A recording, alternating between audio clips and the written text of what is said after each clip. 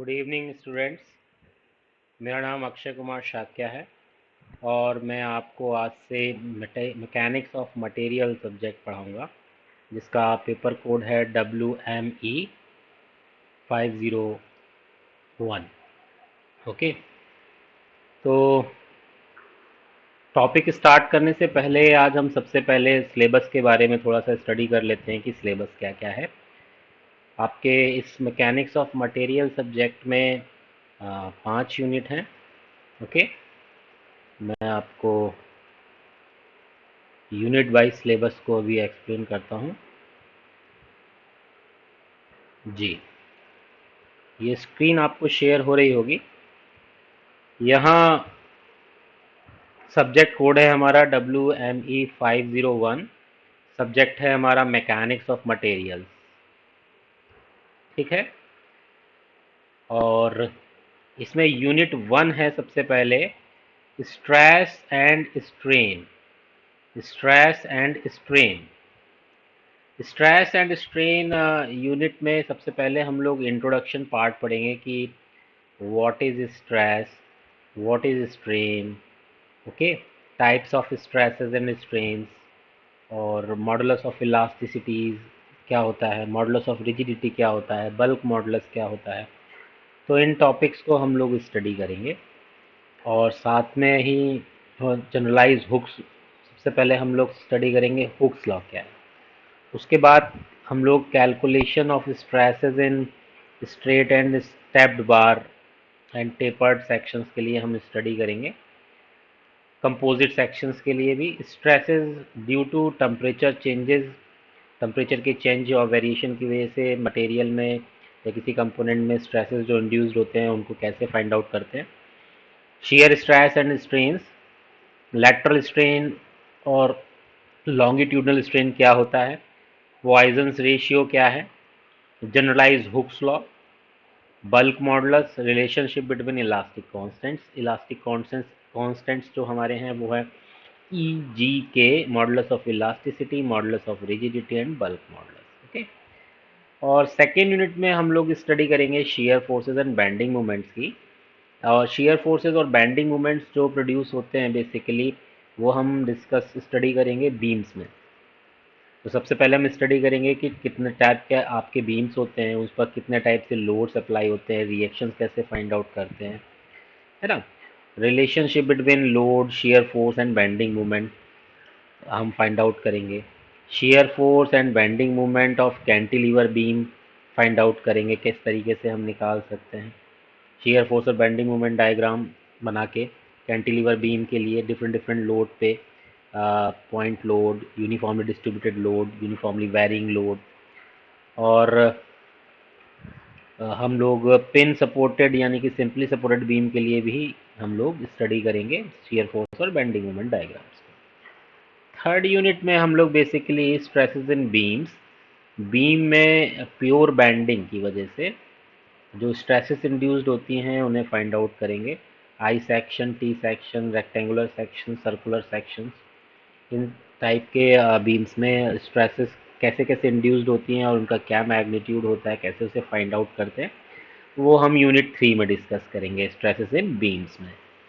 Okay, और उसके बाद यूनिट 4 में हम एक शाफ्ट में टॉर्क अप्लाई करने पर जो उसमें शियर स्ट्रेसेस इंड्यूस्ड हो जाते हैं, उसकी वजह से जो टॉर्जन टॉर्जन हमारी यूनिट 4 है। तो सर्कुलर शाफ्ट पर कोई सॉलिड शाफ्ट हो या हॉलो शाफ्ट हो, उस शाफ्ट के किसी एक एंड पर टॉर्क जब हम अप्लाई करते हैं तो उसके डिफरेंट डिफरेंट सेक्शंस पर different different shear stresses induced होते हैं, और इन शेयर स्ट्रेसेस को हमें फाइंड आउट करना है, डिटरमाइन करना है, कैसे फाइंड आउट करेंगे। लास्ट यूनिट जो है हमारी वो है स्ट्रेन एनर्जी। फिफ्थ यूनिट में स्ट्रेन एनर्जी डिस्कस करेंगे। स्ट्रेन एनर्जी क्या होती है, कास्टिग्लियानोस थ्योरम क्या है, Castigliano's theorem first and second दोनों ही स्टडी करनी है। Load deformation diagram, strain energy, normal stress, shear stress, modulus of resilience, strain energy due to bending and torsion क्या है, थ्योरी ऑफ फेलियर भी डिस्कशन करेंगे। थ्योरी ऑफ फेलियर में maximum principal stress theory, maximum shear stress theory, ये हमें discuss करना है। तो ओवरऑल यूनिट 4 में हमारे पास टॉर्जन के साथ साथ थिन थिक सिलेंडर्स भी हैं, thin thin wall section columns, buckling and stability, critical load, हमें कॉलम्स भी स्टडी करने हैं यूनिट 4 में। तो ये आपका एक सिंपल ओवरव्यू है सिलेबस का। आज हम स्टार्ट करते हैं यूनिट 1 में। सबसे पहले इंट्रोडक्शन पार्ट से कि इंट्रोडक्शन पार्ट में हम स्टडी करेंगे first concept of stress eight A point. आज सबसे पहले हम डिस्कस करते हैं कि स्ट्रेस बेसिकली क्या होता है। So stress is the internal resistance offered by the body to the external load applied to it per unit cross sectional area. Let us consider a body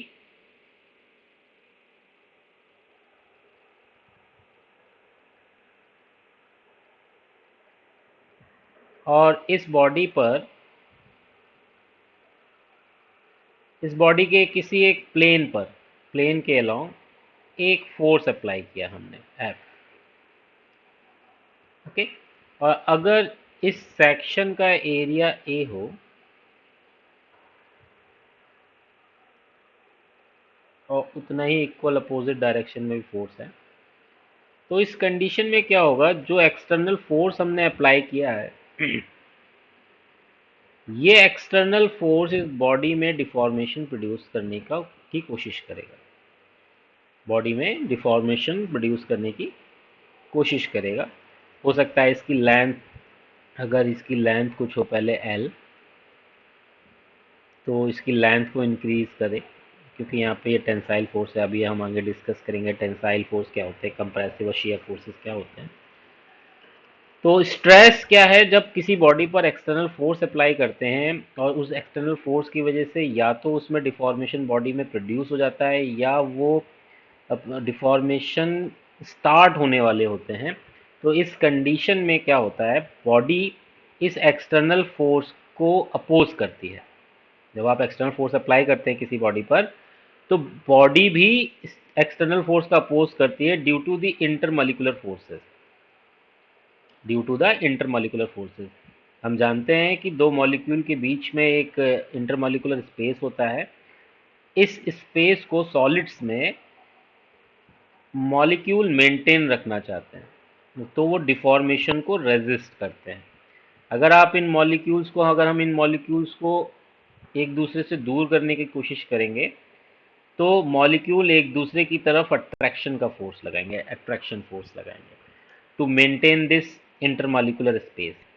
और अगर हम इन दोनों मॉलिक्यूल्स को एक दूसरे के पास लाने की कोशिश करें, यानी कि इस तरह से हम फोर्स अप्लाई करें, तो ये मॉलिक्यूल्स रिपल्सिव फोर्स लगाएंगे एक दूसरे से, जो आपकी स्पेस है इंटरमॉलिक्यूलर स्पेस, इसको मेंटेन रखने के लिए।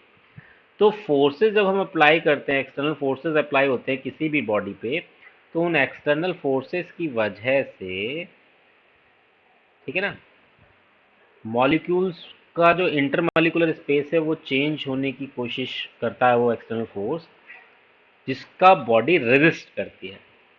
तो वहां से एक टर्म प्रोड्यूस होता है जिसे हम कहते हैं stress.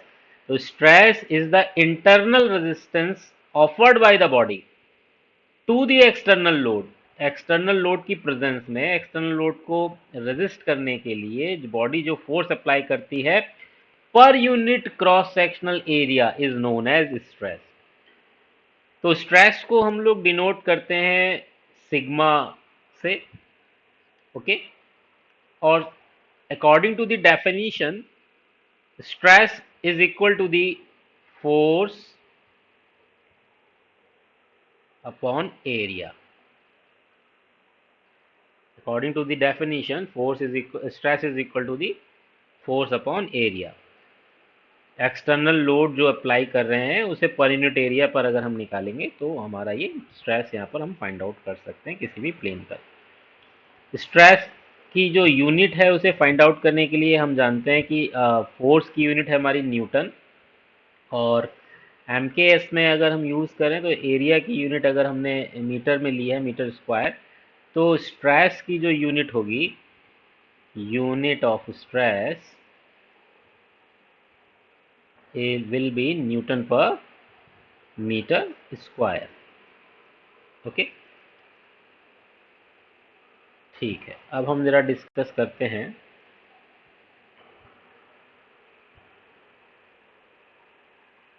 Types of forces and types of stresses. तो सबसे पहले force, then stress,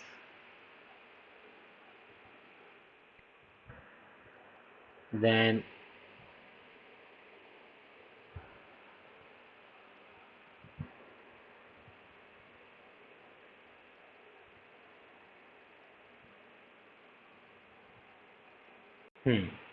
force, stress, strain. Okay,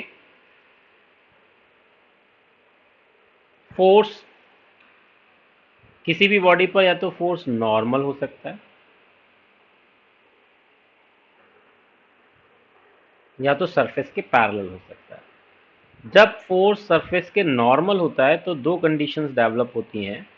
एक है आपकी टेंसाइल फोर्स की,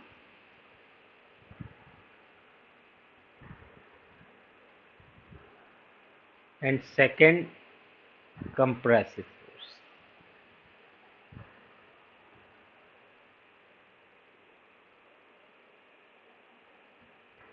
what is tensile force and what is compressive force, इसको थोड़ा डिस्कस कर लेते हैं।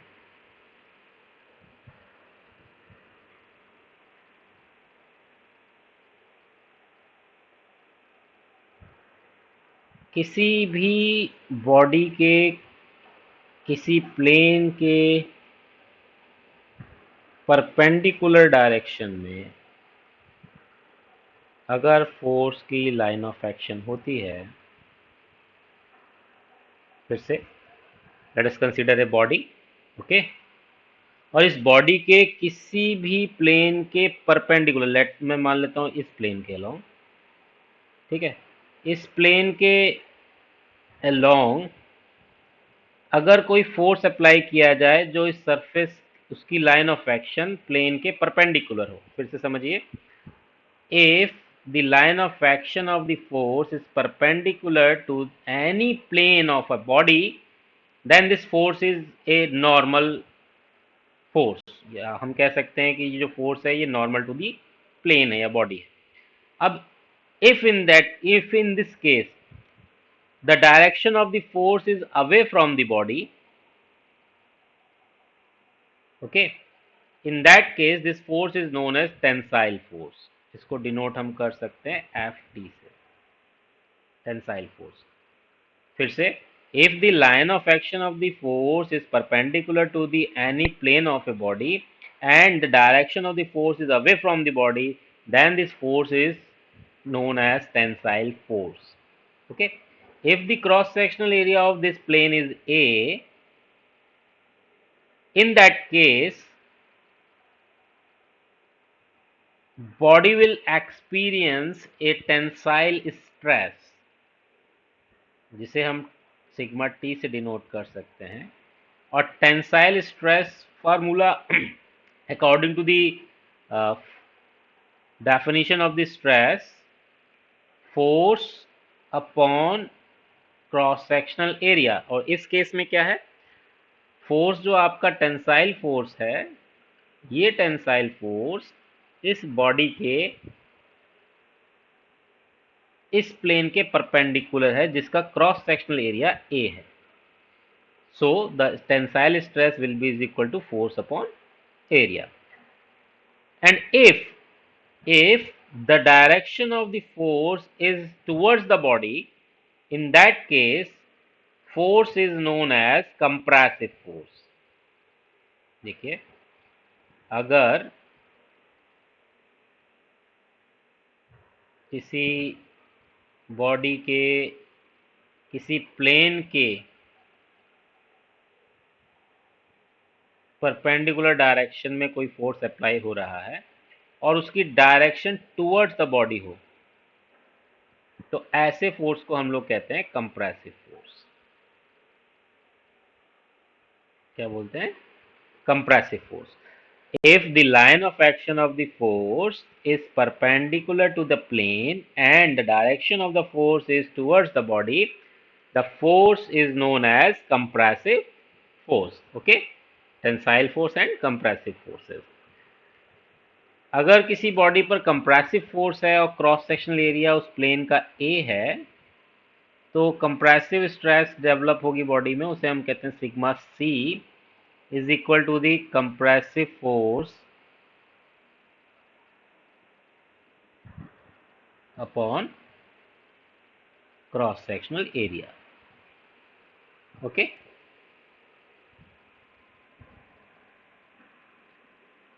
ओके।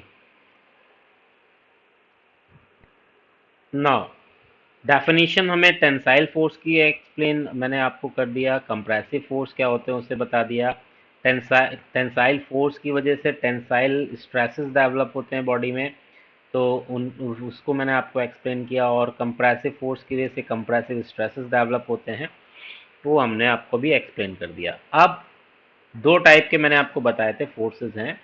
एक line, when the line of action of the force is perpendicular to the plane, तो उन्हें नॉर्मल फोर्सेस कहते हैं। दो तरह के वो होते हैं, टेंसाइल और compressive. And if the line of action of the force is parallel to this any plane of a body, तो उस इस तरह के फोर्सेस को हम लोग कहते हैं shear forces. If the line of action of the force is parallel to any plane, okay, then the force is known as shear force. और shear force की वजह से and the stress induced due to that shear force is known as shear stress. फिर से, when the line of action of force is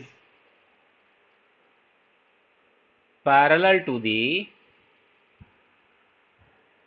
any plane, force is known as shear force, and the stress induced due to the shear force is known as shear stress. और shear stress को हम लोग represent करते हैं tau से, और इसका formula, इसका स्ट्रेस का फार्मूला shear stress के लिए हम कैलकुलेट कैसे करेंगे? shear force, shear stress is equal to the shear force upon area, cross sectional area. Area, अब यहाँ पर area which is parallel to the line of action of the force, which is parallel to the line of action of the force. Okay, so there are three type of stresses: direct stresses, tensile stress, compressive stress, tensile stress,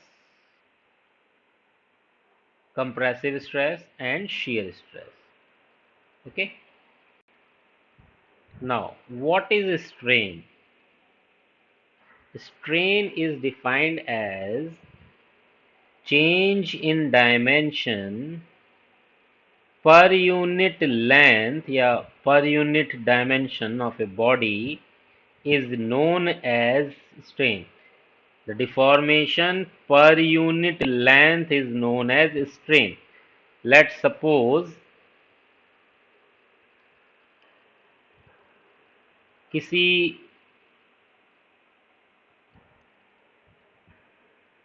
shaft पर tensile force apply किया गया और जिसकी length थी L,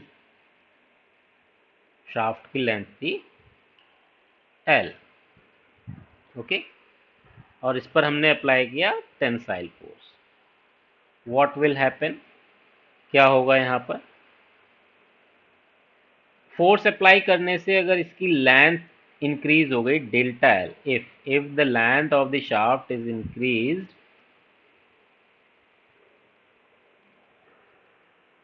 by delta L, then in that case the deformation per unit length is equal to the change in length upon original length. Okay, strain is the deformation per unit length is known as strain. अब जब भी किसी body पर हम tensile force apply करते हैं तो उस फोर्स की लाइन ऑफ एक्शन के पैरेलल डायरेक्शन में जो भी डायमेंशन होती है वो डायमेंशन अपनी इनिशियल डायमेंशन से इंक्रीज हो जाएगी। टेंसाइल फोर्स अप्लाई करते हैं, अवे फ्रॉम द बॉडी है फोर्स, तो क्या होगा, away from the body force apply करने से लाइन ऑफ एक्शन के parallel dimension, let suppose parallel dimension यहाँ ये एल थी, तो ये पैरेलल डायमेंशन इनिशियली अपनी इसकी जो भी लेंथ है उससे इंक्रीज हो जाएगी। In that case tensile stress से जो स्ट्रेन डेवलप होगी उसे हम कहेंगे delta L by L. Okay, formula जो एक्चुअल फार्मूला हम लोग यूज करते हैं स्ट्रेन फाइंड आउट करने के लिए वो होता है फाइनल लेंथ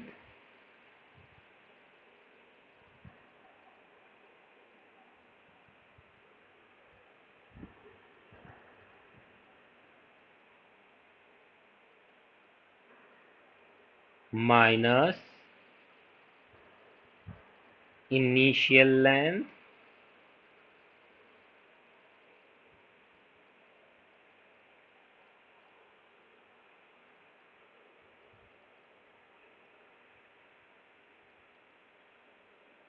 अपॉन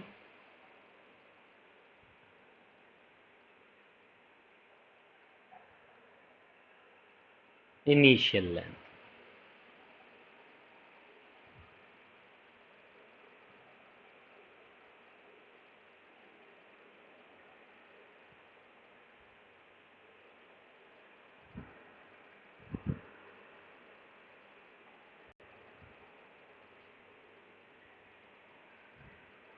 ओके,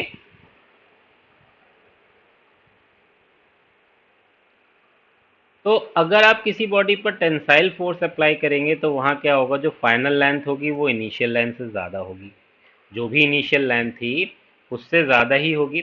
तो यहाँ पर जो ये डिफरेंस आएगा आपका, ये डिफरेंस आपका पॉजिटिव होगा क्योंकि फाइनल लेंथ ज़्यादा है और इनिशियल लेंथ कम है।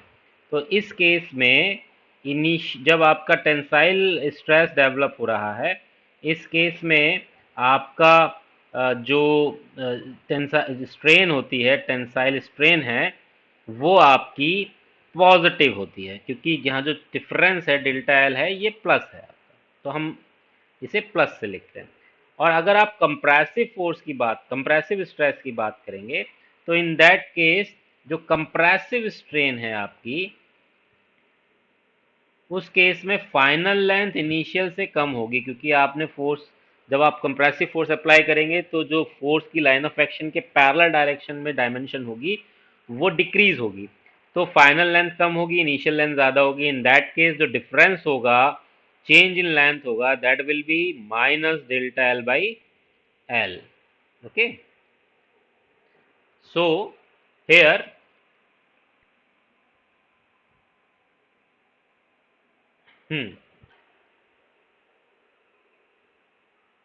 नॉर्मल या टेंसाइल फोर्स अप्लाई करने से टेंसाइल स्ट्रेसेस इंड्यूस्ड होते हैं बॉडी में, और इन टेंसाइल स्ट्रेसेस की वजह से टेंसाइल स्ट्रेंस डेवलप होते हैं, और कंप्रेसिव फोर्स की वजह से कंप्रेसिव स्ट्रेसेस और उसकी वजह से कंप्रेसिव स्ट्रेंस, शियर फोर्स की वजह से शियर स्ट्रेसेस और शियर स्ट्रेन भी डेवलप होंगी, और उसका भी फार्मूला होता है शियर स्ट्रेन का डेल्टा एल बाई एल। थोड़ा सा इसको, हमें शियर स्ट्रेन को थोड़ा सा देखना है कि ये किस तरीके से होता है। ठीक है, चलिए थोड़ा सा शियर स्ट्रेन को डिस्कस कर लेते हैं।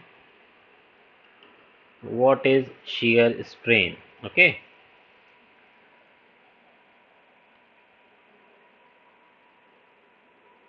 according to the definition, when the line of action of the force is parallel to the any surface of the body. In that case, that force is known as shear force.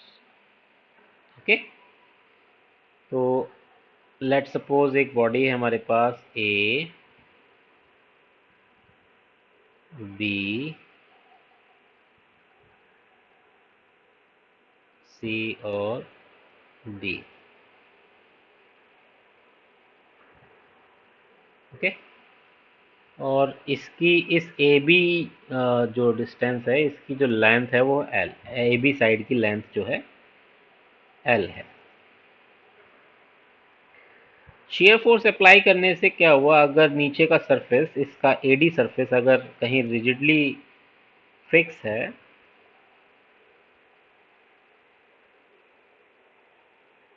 तो इस case में क्या होगा, upper surface क्या होगी, shift होगी. Upper surface shift होगी, और शिफ्ट होके हम मान लेते हैं कि ये जो बी पॉइंट है वो शिफ्ट होके बी डैश पॉइंट पर आ गया. इसी तरह सी पॉइंट भी आपका शिफ्ट हो जाएगा सी डैश पॉइंट पर. Okay, if this angle is phi and the distance between B and B dash is delta L, then from this right angle triangle ABB dash, from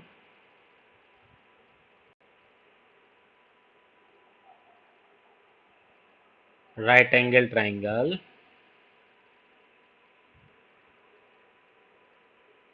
ABB dash, ABB dash,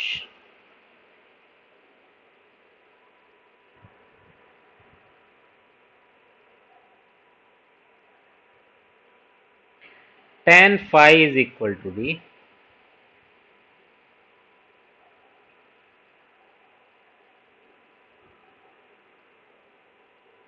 tan phi is equal to the BB dash upon AB, perpendicular upon base. Here BB dash is delta L and AB is L. If phi is very small, in that case tan phi will be the phi. So from here the strain or deformation, change in dimension, the shear strain will be is equal to the delta L by L. Okay, now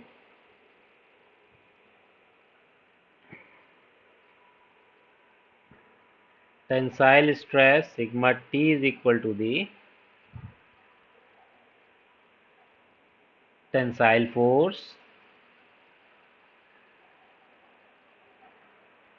Ft upon A, area. Okay, compressive stress sigma C is equal to the compressive force upon area, which is perpendicular to the line of action of the force. Okay, and shear stress tau is equal to the shear force upon cross sectional area, which is parallel to the line of action of the force. And tensile strain, the Et is equal to the change in length delta L by L, और compressive stress के case में compressive strain length decrease होगी, तो हम इसे लिख सकते हैं minus delta L by L, और last, due to the shear stresses, shear strain will be delta L by L. Okay. Now last, volumetric stress and volumetric strain. अगर किसी कंटेनर में जिसमें फ्लूइड फिल्ड हो, अगर हम किसी प्लास्टिक की बॉल या किसी बॉडी को हम सबमर्ज करें एट पॉइंट एच, तो उस फ्लूइड में हर एक पॉइंट में, हर एक डायरेक्शन में जो प्रेशर की इंटेंसिटी होती है वो कॉमन होती है, लेट्स से पी, और वो पर यूनिट एरिया है। तो हम मान सकते हैं कि इस केस में किसी बॉडी पर जो टोटल फोर्स होगा पर यूनिट एरिया, वो वॉल्यूमेट्रिक स्ट्रेस के हम उसको डिफाइन कर सकते हैं इस अकॉर्डिंग। और उस वॉल्यूमेट्रिक स्ट्रेस की वजह से जो वॉल्यूम में चेंज आया डिवाइड बाय ओरिजिनल या इनिशियल वॉल्यूम, उसे हम कहते हैं वॉल्यूमेट्रिक स्ट्रेन। ओके, अब हम बात करते हैं हुक्स लॉ की। हुक्स लॉ ने एक्सपेरिमेंटली स्ट्रेस और स्ट्रेन में एक रिलेशन बताया था, जिसे हम कहते हैं हुक्स लॉ। ये लॉ एक्सपेरिमेंटली था। कई सारे मटेरियल्स पर टेंसाइल स्ट्रेसेस अप्लाई करके उनके स्ट्रेन को मेजर किया गया, तो ये पाया गया, ये देखा गया, according to the Hooke's law, that stress is directly proportional to the strain within the elastic limit. Elastic limit, जरा हम इसको इसको इस पॉइंट को हम लोग समझेंगे। With in the elastic limit, elastic limit क्या होती है? अगर आप किसी बॉडी पर ग्रेजुअली इंक्रीजिंग लोड अप्लाई करें, ग्रेजुअली, तो एक वो पॉइंट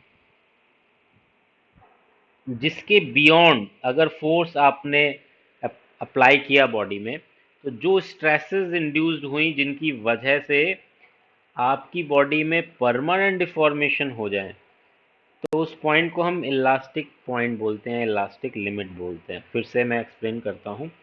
दो तरह के डिफॉर्मेशन होते हैं बॉडी में, एक प्लास्टिक डिफॉर्मेशन, एक इलास्टिक डिफॉर्मेशन, यानी कि permanent deformations and temporary deformations.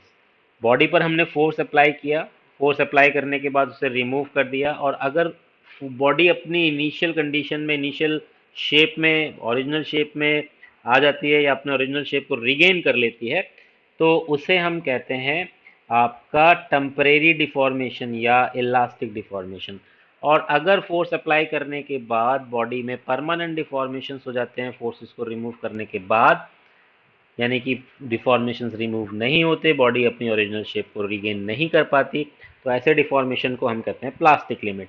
तो वो पॉइंट, प्लास्टिक डिफॉर्मेशन, तो वो पॉइंट, वो स्ट्रेस का मैग्नीट्यूड जिससे ऊपर अगर स्ट्रेस आपका इंड्यूस्ड होगा मटेरियल में, तो परमानेंट डिफॉर्मेशंस डेवलप हों, और जिसके नीचे अगर आपके बॉडी में स्ट्रेस इंड्यूस्ड होगा उस वैल्यू, स्ट्रेस की वैल्यू से नीचे, तो उस बॉडी में टेम्परेरी डिफॉर्मेशन होते हैं, तो उस पॉइंट को हम कहते हैं इलास्टिक पॉइंट या इलास्टिक लिमिट। तो according to the Hooke's law, stress is directly proportional to the strain within the elastic limit. Okay, एक अगर हम स्ट्रेस और स्ट्रेन में एक कर्व ड्रॉ करें,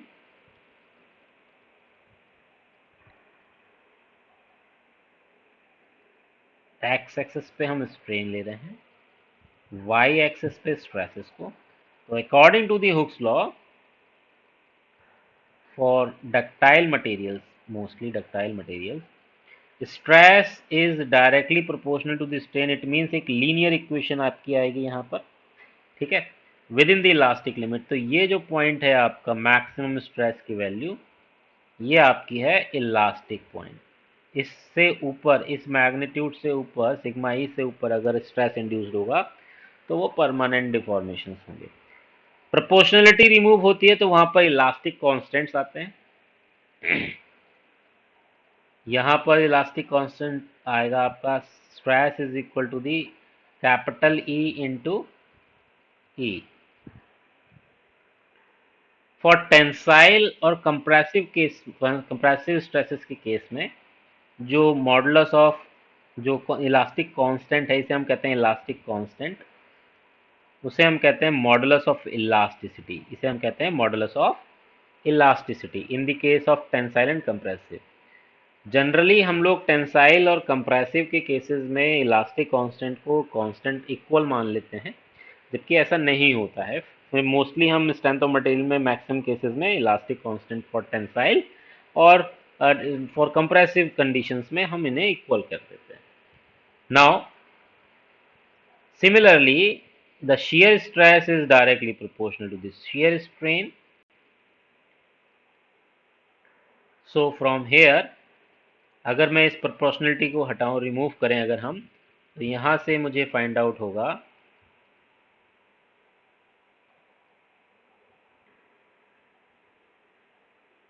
elastic constant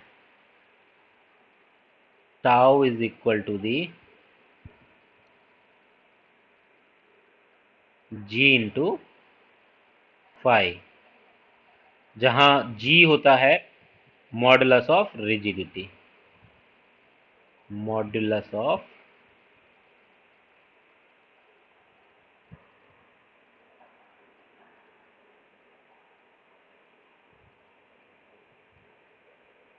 rigidity.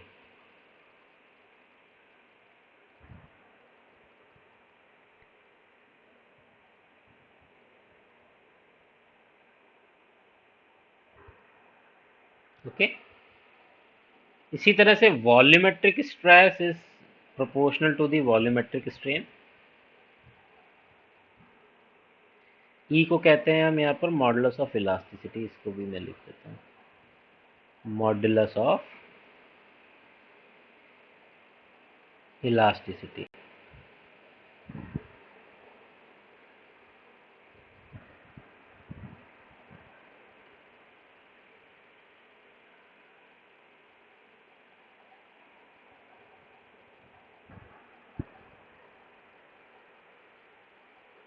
Now volumetric stress is proportional to the volumetric strain.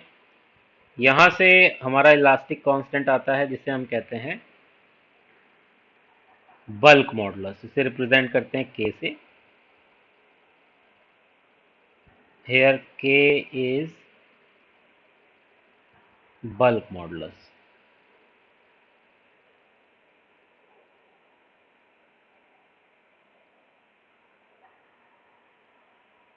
Okay, अब finally मैं आपको एक्सप्लेन करता हूं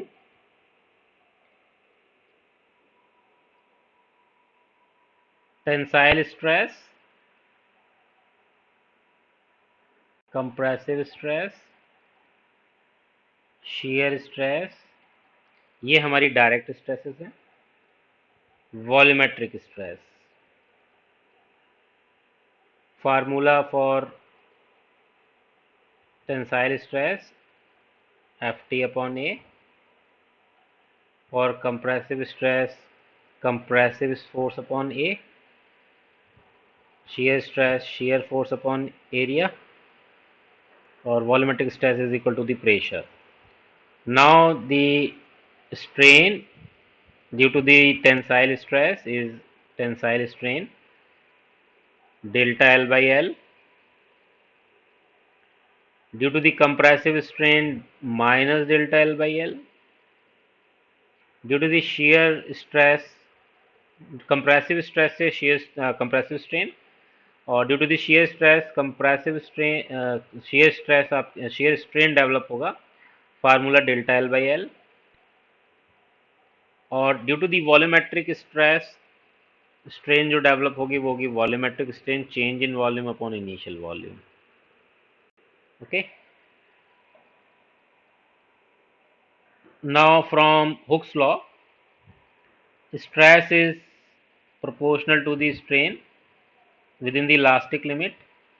इलास्टिक कांस्टेंट आएगा फॉर टेंसाइल केस में sigma T is equal to E T into small E T, where E T is the modulus of elasticity for tensile, या Young's modulus भी कहते हैं हम इसे, modulus of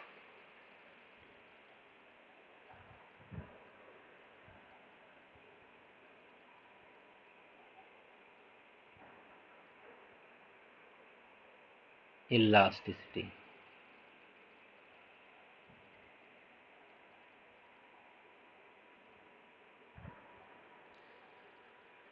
Similarly,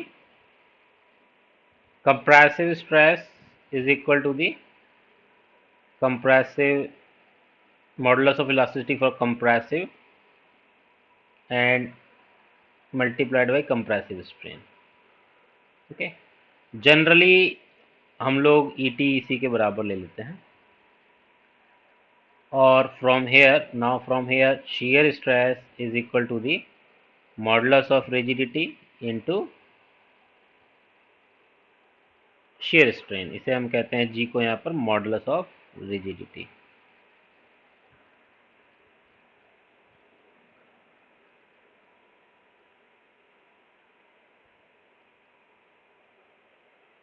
Modulus of rigidity.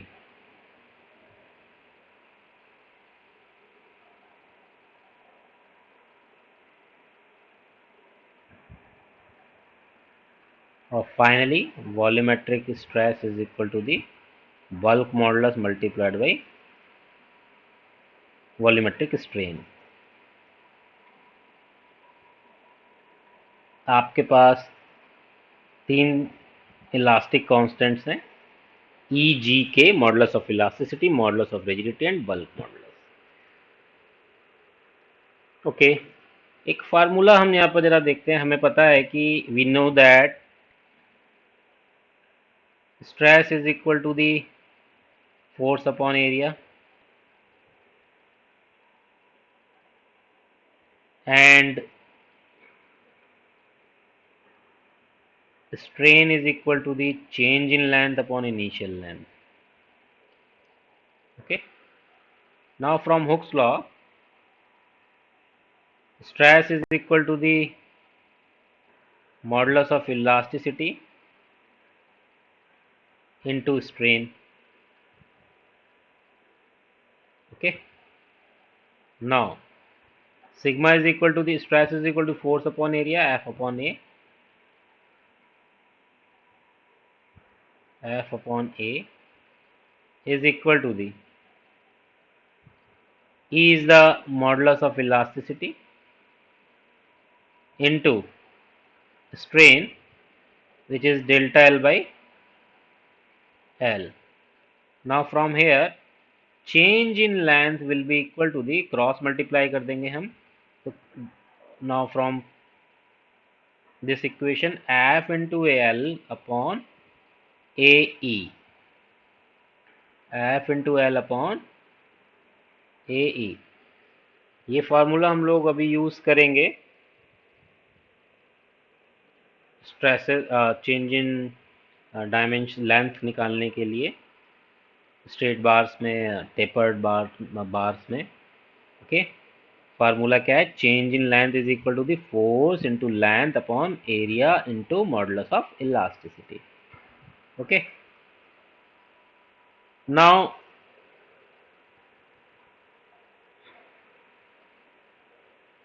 एक simple question हम लोग यहाँ पर करते हैं.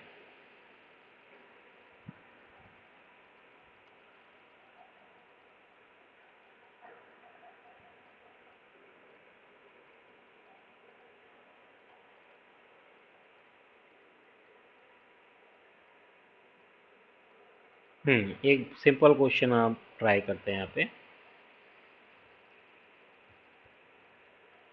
A hollow cast iron cylinder 4 meter long, 300 mm outer diameter and thickness of metal is 50 mm is subjected to a central load on the top when standing straight. एक hollow cast iron cylinder है हमारे पास जिसकी लंबाई है 4 metre, 300 mm outer diameter है और thickness जो है वो 50 mm हॉलो है सिलेंडर, और उसके टॉप से फोर्स अप्लाई किया गया है centrally. The stress produced is, अब इस फोर्स की वजह से जो स्ट्रेस प्रोड्यूस्ड हुई मटेरियल में वो 75,000 kilo newton per metre square. Assume Young's modulus of cast iron as 1.5 into 10 to the power 8 kilo newton per metre square. Find out first magnitude of the load, second longitudinal strain produced, and third total decrease in the length. Okay यहाँ पर एक term आया है longitudinal strain, मैं इसको इसी question में मैं आपको एक्सप्लेन करूंगा longitudinal strain and lateral strain क्या होते हैं। ओके, तो क्या क्या चीज़ें आपको दी गई हैं, सबसे पहले हमें गिवन है, गिवन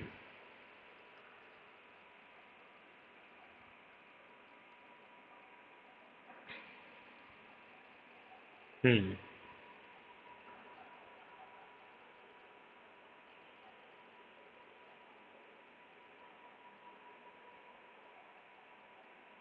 लेंथ गिवन है हमें,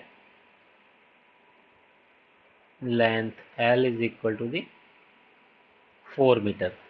बाकी डायमेंशंस आपकी मीटर्स में है, एमएम में है, तो या तो हमें इसे मीटर में चेंज एमएम में चेंज कर दें या इसे हम मीटर में चेंज कर दें।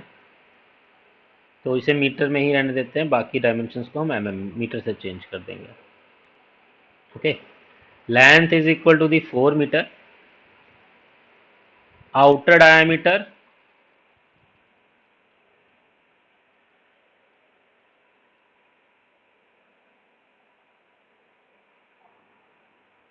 DO is equal to the 300 mm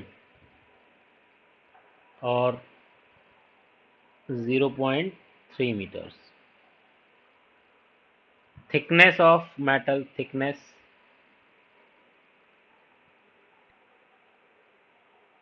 T is equal to the 50 mm। Inner diameter क्या होगा फिर, इनर डायमीटर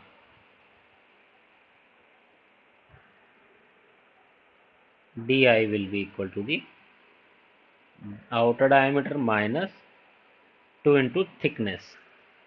देखिए जो सिलेंडर है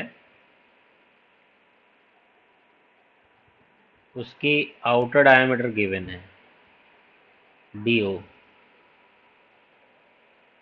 और थिकनेस दी गई है,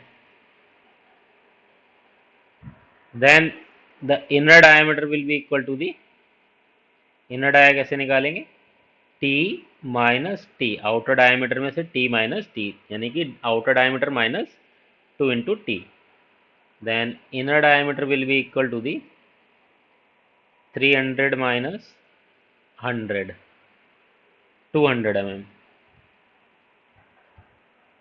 और DI will be 0.2 meters। Okay okay, अब ये जो सिलेंडर है, ये हॉलो सिलेंडर, इसकी लेंथ भी गिवन है आपको 4 मीटर्स ऐसे, और सेंट्रली अपवर्ड डायरेक्शन से यहाँ फोर्स अप्लाई किया गया है, जिसकी वजह से जो स्ट्रेस इंड्यूस्ड हुआ है वो है 75,000 kilo newton per metre square. Stress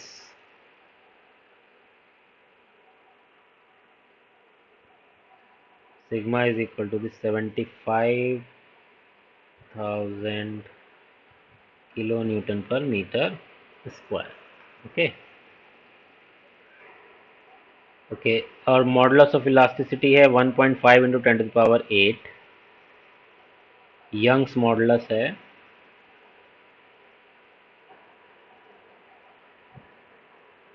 modulus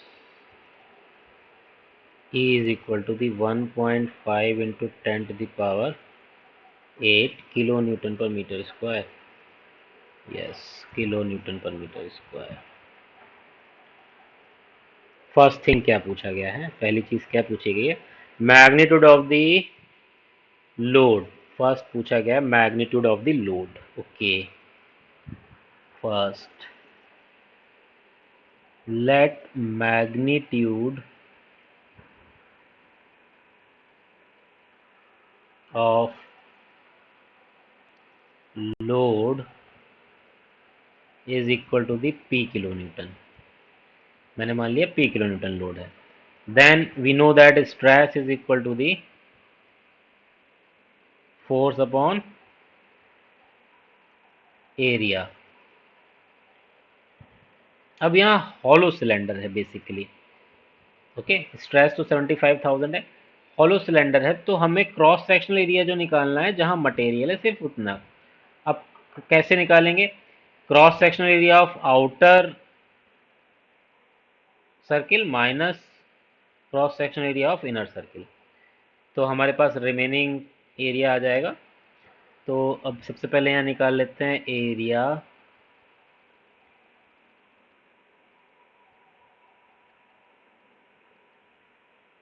of cross section will be A will be equal to the pi by 4 d outer square minus d inner square, यही होगा फार्मूला। ओके, तो यहाँ से area calculate कर लेते हैं। Pi by 4 0.3 square minus 0.2 square.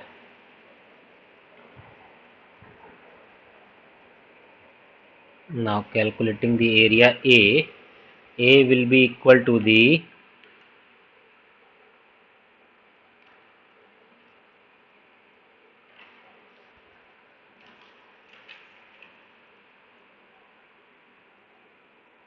area of this section will be equal to the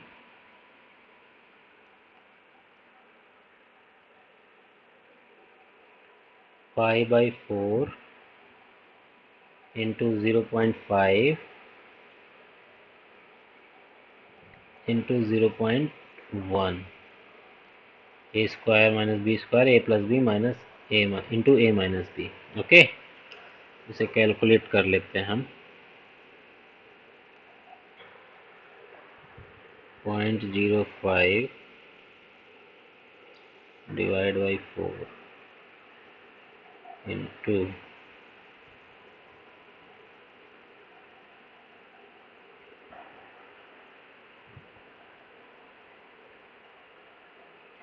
ये आएगा, area is 0.039 metre square. Okay, 0.039 metre square. अब इस वैल्यू को हम फार्मूले में पुट कर देते हैं। Stress is equal to the P upon A. Stress is given 75,000, load हमें फाइंड आउट करना है, area is 0.039। Now from here load will be equal to the 75,000 into 0.039। इसको कैलकुलेट करेंगे अगर हम,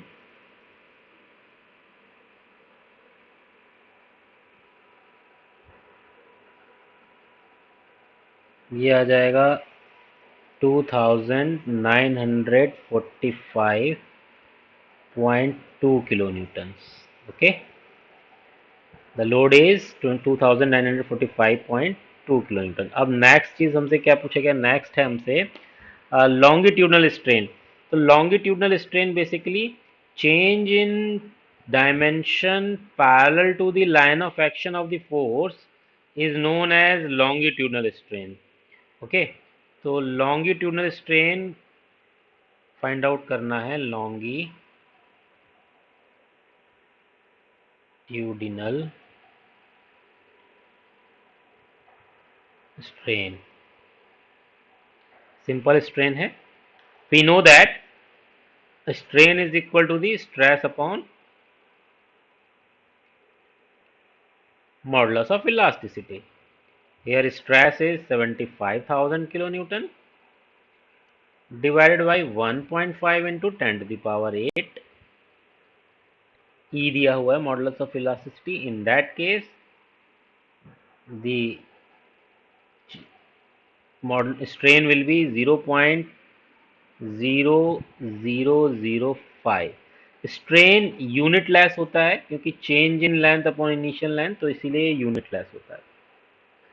नेक्स्ट है हमारे पास थर्ड क्वेश्चन, थर्ड पार्ट इसका पूछ रहे हैं हमसे. इसमें पूछा गया है total decrease in length. Total decrease in length कैसे फाइंड आउट करेंगे? Total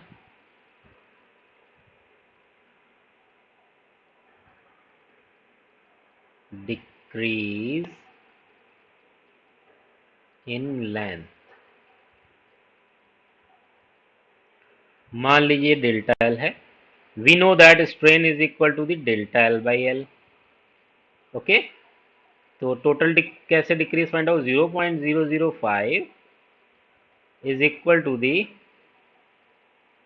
delta L by L. L दिया है 4 metre, implies delta L is equal to the, multiply कर देंगे हम यहाँ पर, यह आ जाएगा 0.002 मीटर्स, या फिर आप लिख सकते हैं delta L is equal to the 2 mm. तो answer is 2 mm. Okay, so from here एक सिंपल क्वेश्चन था ये हमारे पास. सिंपल, इस क्वेश्चन में जो चीज़ें पूछी गई थी हमने इन्हें फाइंड आउट किया है बेसिक इक्वेशंस को अप्लाई करके. ओके, आई होप ये क्वेश्चन आपको समझ में आया होगा और सेशन भी समझ में आया होगा. कल हम लोग डिस्कस करेंगे फर्दर आगे टेपर्ड बार में आपका, या स्टेप बार और टेपर्ड बार्स में जो स्ट्रेस की कैलकुलेशंस के लिए हम लोग न्यूमेरिकल्स करेंगे. और हम लोग stress is due to the thermal temperature की वजह से जो स्ट्रेसेस इंड्यूस्ड होते हैं उसको डिस्कस करेंगे कल के लेक्चर में. आई होप आपको ये लेक्चर समझ में आया होगा. Okay, thank you very much. अगर आपको कोई इंक्वायरी हो you can mail me. Okay, I will provide the notes of this lecture also to you. So thank you very much. Have a good day.